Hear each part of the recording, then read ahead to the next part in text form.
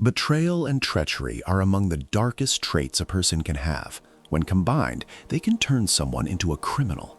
Often love becomes the reason, the motive behind terrible acts. This is the story of a man named Abdulrahman, also known as Abdullah. On October 8, 1998, an Egyptian newspaper published a shocking headline. A coincidence reveals 3 crimes, a man killed twice, and forged documents for love.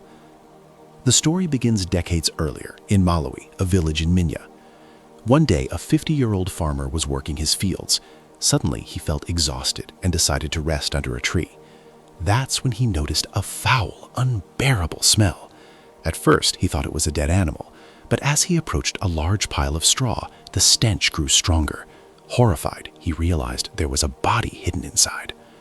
He ran immediately to the police. Upon arriving, the officers found a man in his 40s, his face brutally disfigured by an axe. In his robe, they found a passport belonging to Abdallah Fikri from Sheikh Hussein village. This discovery would soon unravel a story of betrayal, murder, and hidden secrets. The investigators traced the passport to Abdallah's eldest daughter, Sahar, who was 27 years old. When she saw the body, she broke down in tears, but confirmed that it was her father. However, she noted that the robe he was wearing was not the one he usually wore. He always wore a shirt and pants. Abdallah had moved to Cairo many years earlier with his 10 siblings and his second wife, Shadia. He worked at the Ministry of Irrigation in Malawi and was respected in the village for his calm demeanor and honesty. On the surface, he had no enemies. Years earlier, Abdallah decided to marry. He fell in love with a modest and beautiful girl named Hannah who lived in Sheikh Hussein with her father, mother, and younger sister Shadia. Initially, Hannah's father opposed the marriage, insisting that Abdallah secure a government job first. Abdallah promised he would, and soon he was employed in the Ministry of Irrigation. On the day of the marriage proposal, Shadia served tea. Abdallah was unexpectedly drawn to her, despite Hannah being the more beautiful sister. Shadia, jealous of her sister, subtly tried to attract his attention. Yet Hannah married Hannah as planned. Shadia later married a man named Falwan. Her house was close to her sister, and she often visited, leaving her own children behind. Over time, Abdallah developed a secret fondness for Shadia, and eventually they began an affair. Abdallah and Hannah had 7 children, while Shadia had 5. Life seemed full, yet tragedy struck. In 1992, Hannah was diagnosed with breast cancer. At that time, treatment options were extremely limited.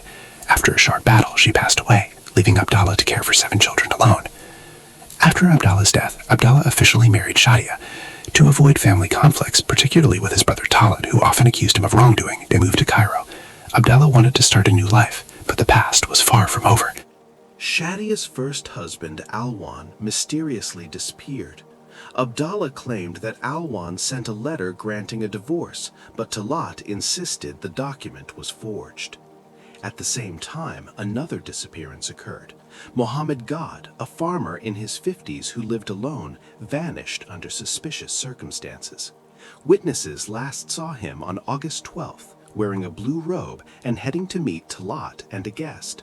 Conflicting reports about his whereabouts caused confusion. Sahar, Abdallah's daughter, initially mistook Mohammed's body for her father's, further complicating the investigation. Investigators discovered that Mohammed had been friends with Abdallah. The 2 men would spend time together in the fields, sometimes using drugs. On the day of the murder, a heated argument erupted. Mohammed accused Abdallah of something from the past related to a mysterious disappearance that had haunted him for years. Afraid of exposure and enraged, Abdallah attacked Mohammed with an axe, killing him.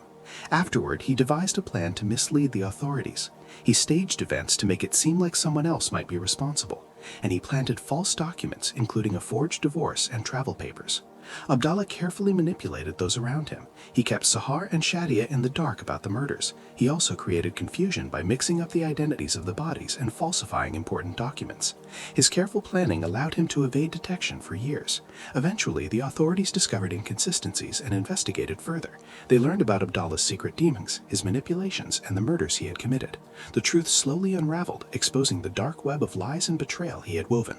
After intense investigation, Abdallah confessed to the murders and the cover-ups. He was sentenced to death for his crimes. Sahar received 7 years in prison for helping conceal the truth. Shadia remained with the children, raising them away from the village, her life forever shaped by the secrets and betrayals that had destroyed so many lives.